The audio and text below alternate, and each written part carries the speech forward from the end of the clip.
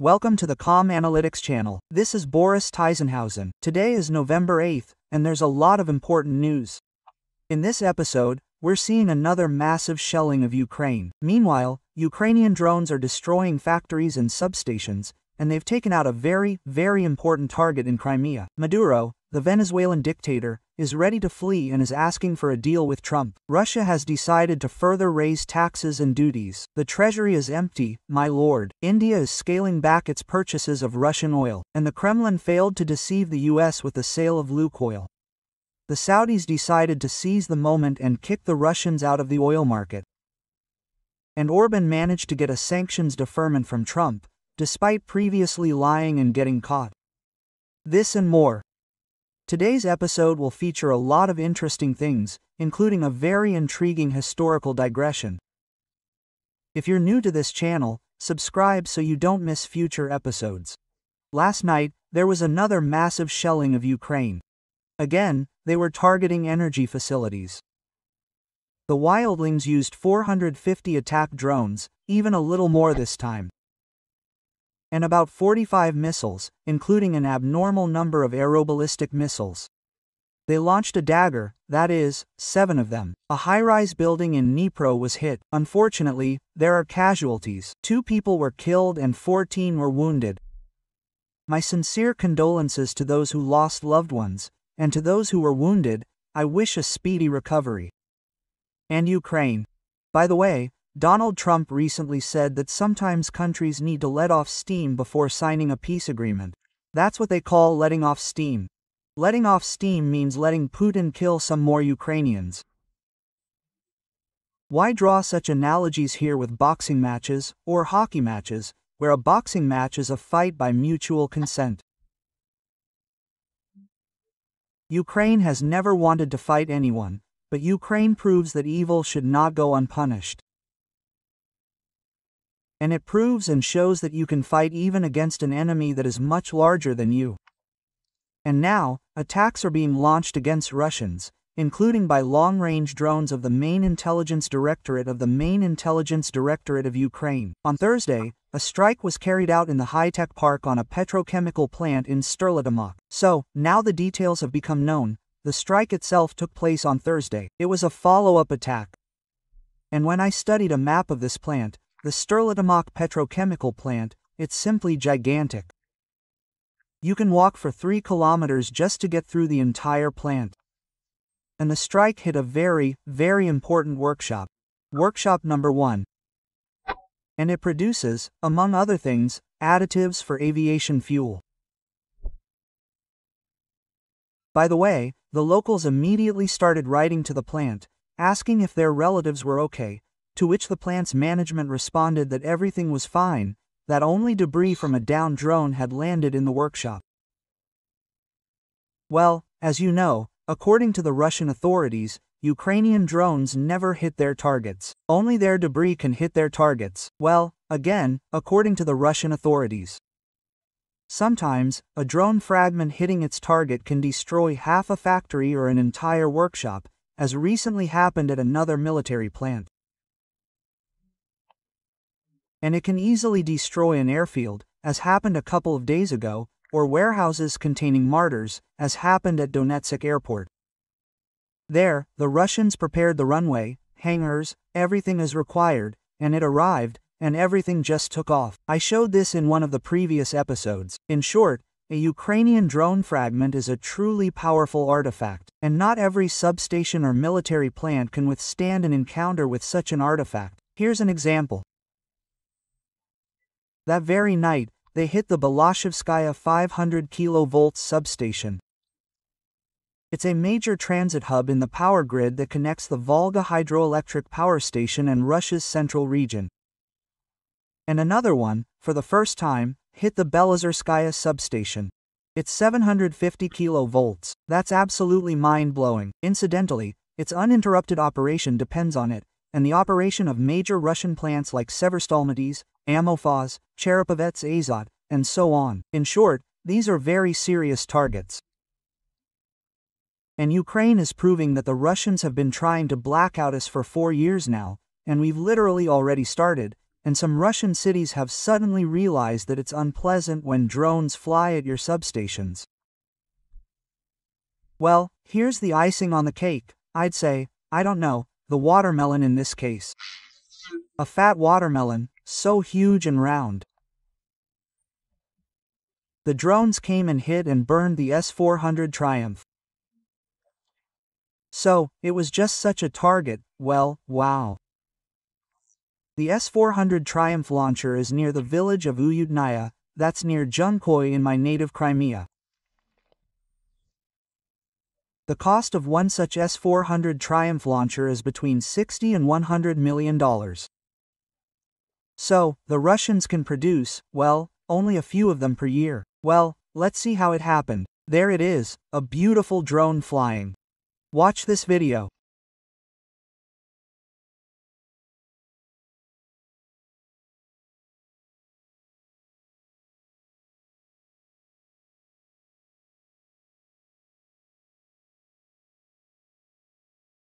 Good evening, as they say, the S-400 Triumph. Excellent, excellent target. By the way, friends, I want to sincerely thank you. We literally closed the collection for Ivan, call sign Pastor, in 2 days. He wrote to me today that the transport will be with them literally in a few days.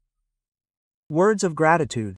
I say, Ivan, don't worry, everything's great. We're happy that we can help people like you, who are on the front lines defending Ukraine. Quote.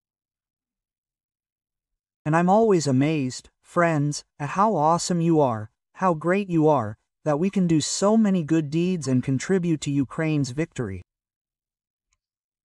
I thank you from the bottom of my heart. And Ivan wrote me a message, but I can't help but read it. Thank you so much. Thank you for the work you do for everyone. This is what inspires us to continue the work we do. Nothing inspires more than people from all over the world who support common sense and goodness, which sooner or later will triumph over evil. All of you, those who help us, are as much heroes to us as we are to you, wrote Ivan, whose call sign is Pastor. Let me remind you, he has a reason for his call sign. Ivan is a real pastor, of one of the churches. And when the occupiers came to his Kharkiv region, he took up arms and went to defend Ukraine. Ivan wrote this to me when the collection hadn't yet been completely closed. There was literally just a little bit left. He said, well, we're already managing somehow on our own and so on. You know, like most of our defenders, he's a very modest man. He never asks for more than he needs. When they can, they cover the costs themselves. They don't ask. Well, when the amount is completely unaffordable, then they turn to us. And it's not them, not our soldiers, who turn to us. In 90% of cases, it's their friends who turn to them because they're somehow embarrassed to say, well, we need it, they're embarrassed. And I just know that transport at the front, well, I've already talked about this, when we closed the collection for more than one transport, including for tires. Transport at the front means fuel, and you need decent tires with winter approaching, so you can get out of the mud quickly. And tire sets are selling like hotcakes there. Just imagine, all the roads are littered with these shrapnel, debris, all sorts of things, and God forbid you hit a mine. So, I'm thinking, you know what, even though we practically closed their fundraising round, Ivan says, I'll be closing everything there today. I didn't tell him that, but let's give them a little extra for fuel and tires. I'm sure Ivan and his comrades always have something to spend it on at the front.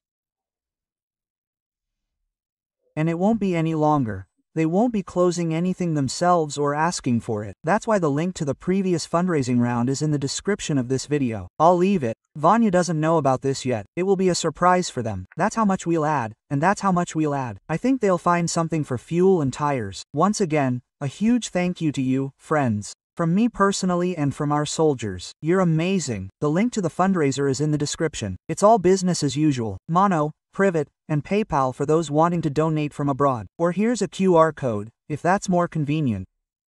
About international news. Maduro is negotiating his resignation in exchange for security guarantees from the US. Wow. Washington is discussing the possibility of Nicolas Maduro's controlled departure from the presidency of Venezuela in exchange for security guarantees for him and his subordinates. ATLNTIK reports this, citing sources who deal with the Caracas regime. According to their information, Maduro is considering comfortable exile if the U.S. grants him amnesty, cancels the reward for his arrest, and helps negotiate a reception in a third country. The reward, let me remind you, is $50 million. Well, basically, proponents of this scenario believe that a managed transition of power, firstly, will avoid another revolution, a bloody conflict, and a split within the Venezuelan elite, because now there will be a power redistribution, and so on. This is very interesting. I'm almost certain that Putin would happily accept another fugitive dictator, as they say, for his collection, yes. He already has Yanukovych, Assad, and will also have Maduro. Well, basically, collect 3 dictators. Get the 4th for free. I have a feeling that Maduro is not eager to move to Russia specifically. That is, if the escape were truly chaotic, just lightning fast, then, yes, he would probably fly there, but it would be temporary, if they were released. But why do I think Maduro is not eager? Just look at Assad and Yanukovych. They are essentially Putin's prisoners.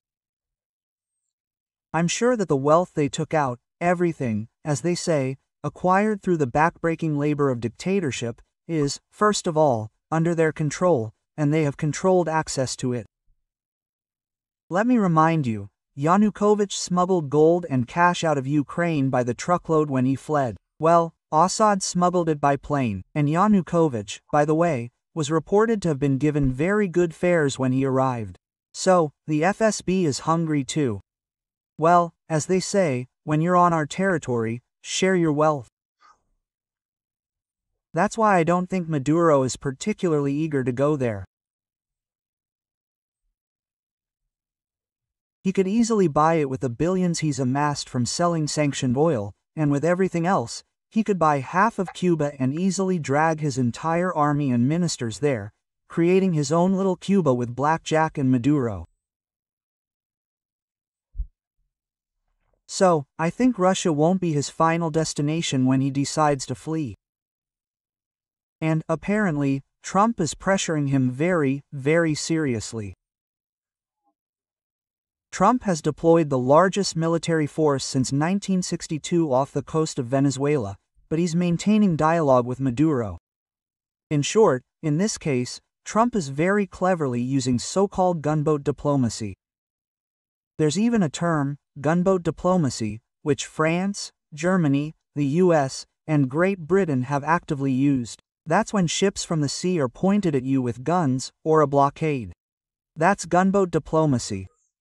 Incidentally, this type of diplomacy was often used in the past, both in the Opium Wars and, incidentally, in resolving the Venezuelan conflict.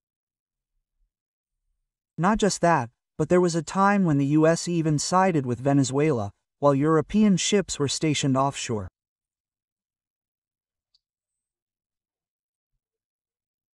Those were the days, yes, the beginning of the last century, that is, the naval blockade that lasted from 1902 to 1903, and after the civil war in Venezuela, President Soprano Castro refused to pay the foreign debts incurred by European citizens. So he said, "I'm not going to pay you anything," but the citizens were serious. They appealed to their governments, and they decided to send a fleet to the shores of Venezuela. But why did the Venezuelan president behave so, well, let's say brazenly? Because he assumed that America and the American Monroe Doctrine would prevent European military intervention. But at that time, the United States was counting on applying the Monroe Doctrine in the event of European seizure of territory in the Americas, and not in all cases of intervention. In short, the Monroe Doctrine is about the principle of non-intervention. The United States does not interfere in the internal affairs of Europe, and Europe does not interfere in the affairs of the American continent. But Mr. Castro miscalculated, refused to surrender, and demanded international arbitration. After that, Roosevelt says, "No, friends, this won't do. We don't need your European ships here." And he sends his own fleet under the command of Admiral George Dewey to scare everyone away. German and Italian ships. The blockade was lifted, but Venezuela agreed to pay a full 30% of its customs duties to cover its debts. And that's how they wanted it. They, dispossessed European citizens under the pretext of a civil war, and then said, "We won't pay you anything." Yeah, well, I'm getting a bit sidetracked, but those were certainly interesting times. So, according to the publication, Maduro was actually sending Trump personal messages, declaring his willingness to compromise if Washington stopped calling him a drug dealer and a dictator. It would seem, well, stop trafficking and stop being a dictator, and no one will call you that. So, what's the problem? How? Stop protecting the traffic from Colombia to the US via Venezuela. Stop it. Don't call me that. Yes, that's a derogatory term, and please don't use it on me. Oh, how easily offended we are. Our column, everything is going according to plan, but that's not certain. The Russian government is preparing a sharp increase in duties on businesses to fill the budget, following the VAT increase, tax reform for small businesses, and the introduction of a new technological levy. What else is there? They have a ton of waste taxes, they're cutting public sector salaries, reducing payments to those going to war, and they also want to introduce new duties on alcohol, and so on and so forth. You know, like in the famous computer game, the treasury is empty, my lord. They desperately need money, because this year the federal treasury deficit is already, well, according to official estimates, 6 trillion, and according to other estimates, up to 10 trillion. And next year's budget has already been balanced with a hole of 4 trillion. Where else can we get oil now? And so on. Anyway, here comes oil. Russian oil companies are losing 2/3 of their supplies to India. The Kremlin's oil alliance with India, which emerged just after, you remember, the start of the full-scale invasion and brought the Russian economy over 100 billion in export revenue, is now under threat. After the US imposed blocking sanctions against Rosneft and Lukoil, 5 major Indian companies paused their purchases of oil from Russia for December. Together, they accounted for and exported, well, 65% of the oil India purchased from Russia. Well, what can you do? Analysts, by the way, predict that Russian exports to India will plummet in December, and then slowly recover as they find loopholes to circumvent the sanctions. Well, it's dangerous. The American sanctions, of course, will look for some less than legal loopholes, but here's a look at the most cunning ones, those who think they can joke around with American sanctions.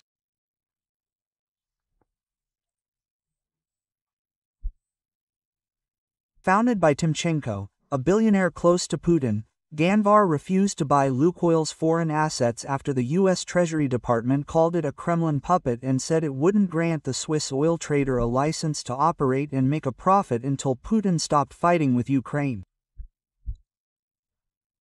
I was immediately surprised.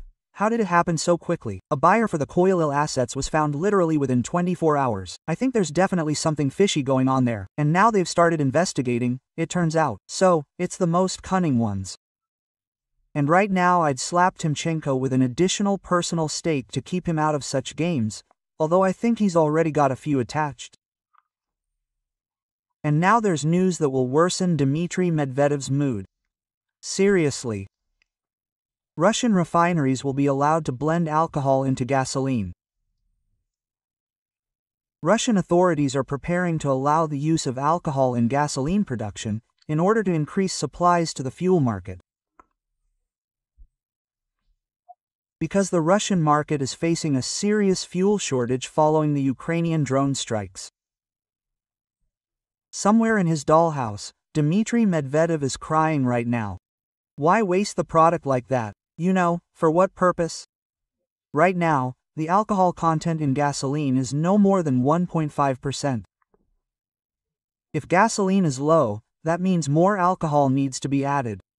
And they want to increase this content to 10%, which will allow for increased fuel supplies. In other words, all strategic raw materials are now in use. And the Russian Ministry of Energy may also lift the ban on the use of additives like MMA, or monomethyl nitrogen. Because of its high toxicity and cancer risks, it was banned in most countries, but in Russia it was used until 2016, then they suspended it, and now they're throwing in this additive. It increases the octane rating. So, what Russians, what cancer? Let's get more gasoline with alcohol, some cutting. And, of course, this is very scary news for all Russians in the long run, because now drones will be targeting distilleries too.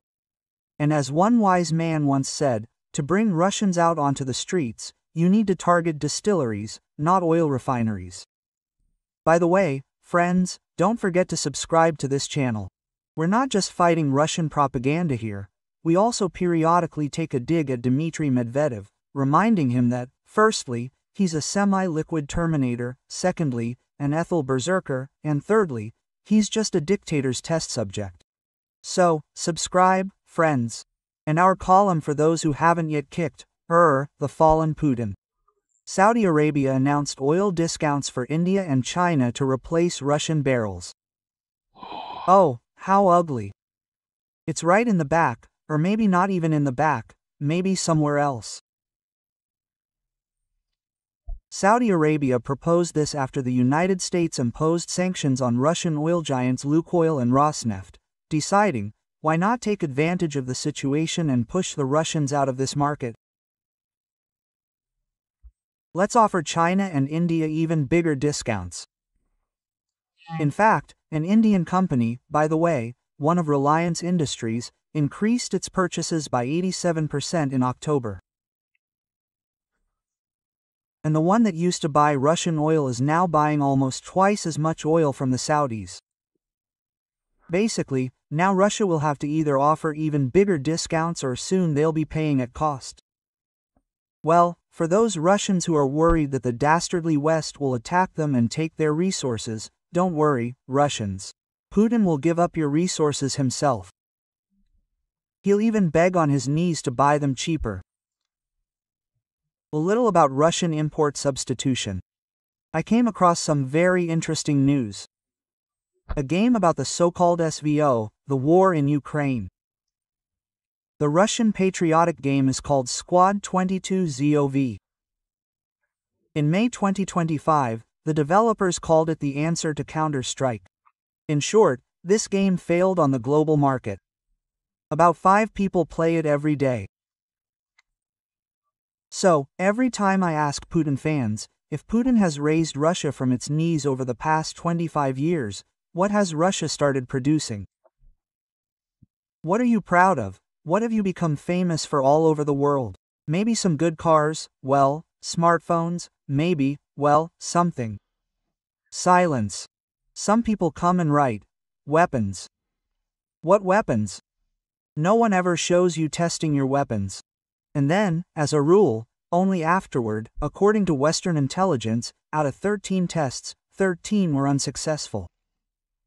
A complete lie. Okay, Putin can show some cartoons and say, here's our rocket, it's going to fly to the moon like this. I can come out and say, he, a Russian, believes everything. He can come out and say, the Burevestnik is such an amazing rocket, it can fly indefinitely. I've already flown to the moon. See this sand? I brought you, Russians, this from the moon. And they'll still believe it.